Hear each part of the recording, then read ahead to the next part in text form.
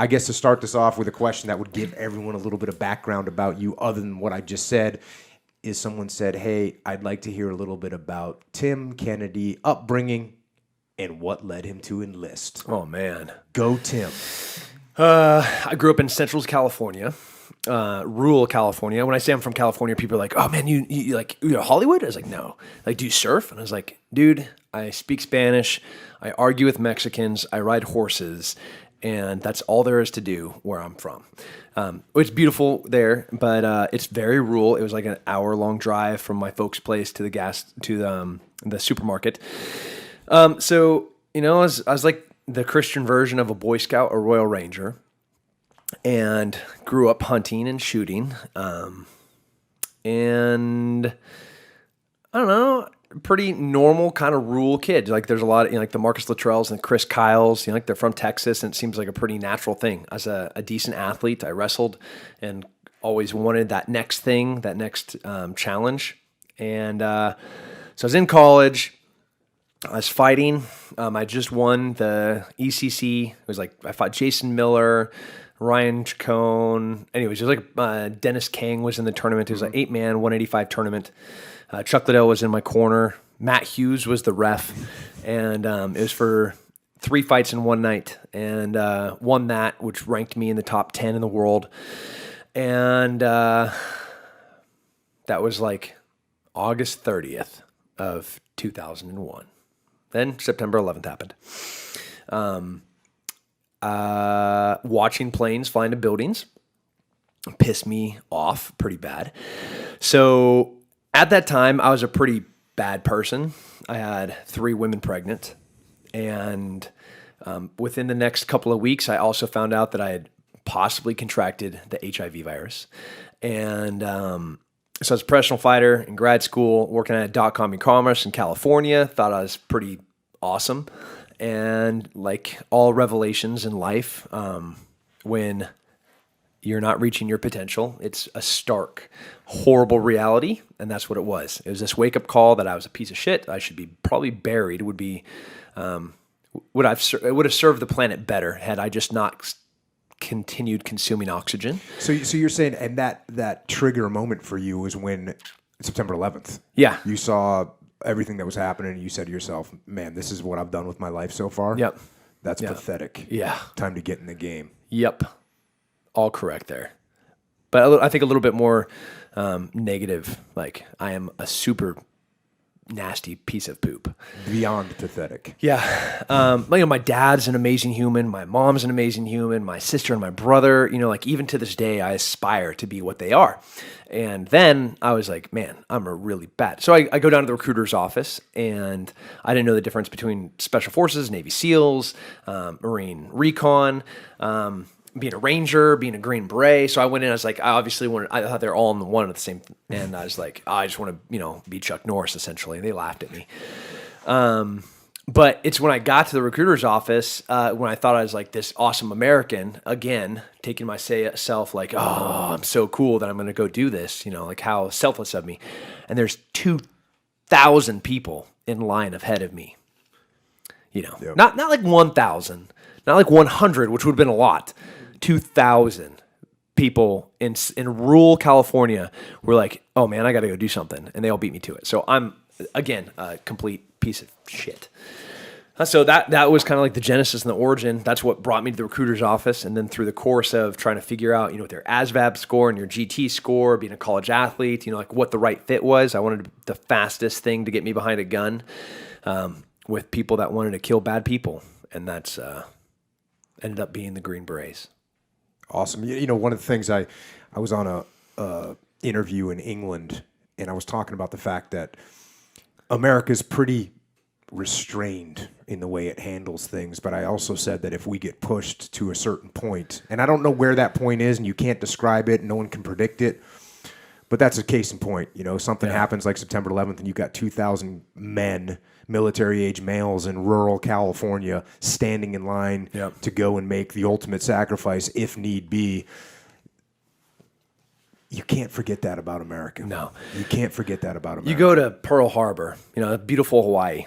You drop some bombs on us for, because you're pissed off about the economics of some oil deals. we're going to drop nuclear bombs on you. Yeah. You come and fly some planes into our buildings. We're going to go and try to wipe your culture off the face of the planet for 15 years. And that's where we are right now. Yep. Get a freaking clue. Don't fuck with us. We get pissed off if you push us too far. That's pretty much it. You know? You got guys like this who are already in. They're just like, listen, man, bad decision. Yeah, and it unfortunately, you can see that because it is American, because it's an isolated place, and it's a very comfortable place to live, and people are driving around, while you were, flying around on a helicopter, getting ready to get inserted on a target, there was someone else flying around the mall in their Cadillac Escalade, getting ready to go and buy some new, Apple software or hardware. And that's their reality. I mean, they have no idea what that's like. So we do forget in America that what's happening, what can happen to us, and the threats that are out there, we can forget about that very easily. And a lot of Americans do. I know Americans that are listening to this podcast, they don't forget that, and they know it, and we talk about it all the time. But there are Americans that have no idea. They live so isolated from the rest of the world that it just, the thought of going to war, for them, it means going to the mall because it doesn't change their life. It doesn't impact their life at all. I mean, we're here in California, like the perceived utopian, like the Shangri-La of the United States.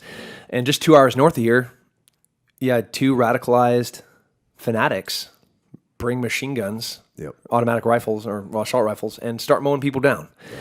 So I think we're coming to a crossroad where people are going to either need to wake up and stop being pandered, entitled little bitches, or we may not have the same type of life and culture and opportunity that we've always claimed America to have and to be. Yeah, the key point of that being freedom. Yeah. And the freedom to move, the freedom to go to that mall. It's the freedom of all those things that we definitely take for granted because we've had it for over 200 years. And people forget what it's like to live in an oppressed society. They're going to learn it here pretty quick. Yeah.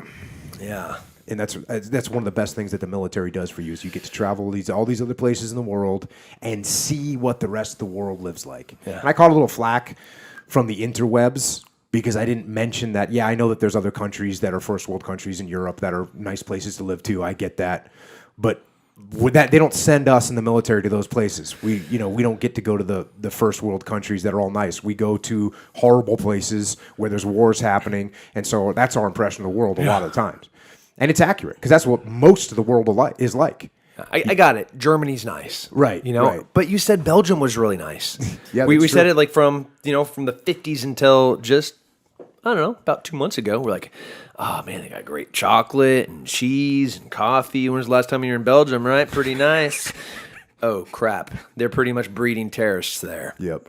So shut your face if you're talking to Jocko about what the world actually is. And at the same time, you talk about like where you don't get sent to the nice places and the people complaining, they don't get sent to the bad places. That's right. They don't go on a vacation to Liberia. Yeah. Not happening. So yeah, of course they're all, hey, I've been all over the world too. I didn't see all this horrors that you claim to have seen. Kind of obviously I don't say that, but they have. I think we got a pretty good and balanced perspective. Like you live in San Diego, California. It's freaking gorgeous here. It's one of the most beautiful places on the planet. It is. Yeah, you've been to some nasty places.